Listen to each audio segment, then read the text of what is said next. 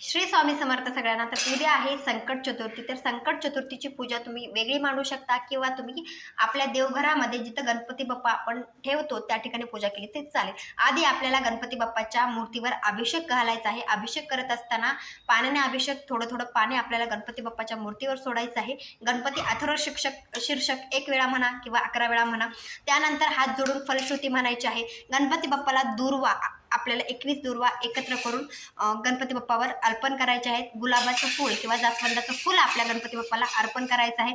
गूळ आणि खोबरं एकत्र करून आपल्याला गणपती बाप्पाच्या समोर प्रसाद नैवेद्य म्हणून ठेवायचा आहे। आता माझ्याकडे गूळ नव्हता म्हणून मी साखर ठेवलेली आहे। अशा रीतीने पूजा मांडणी करायची आहे। दिवा साईडला ठेवायचा आहे। कोणतीही पूजा करत असताना आधी पूजा मांडणी करत असताना दिवा ठेवला जातो आणि जी धूप आहे ती आपल्या गणपती बाप्पाला ओवाळायची आहे। अशा रीतीने पूजा करायची आहे। माझा हा व्हिडिओ आवडला असेल लाईक शेअर सबस्क्राईब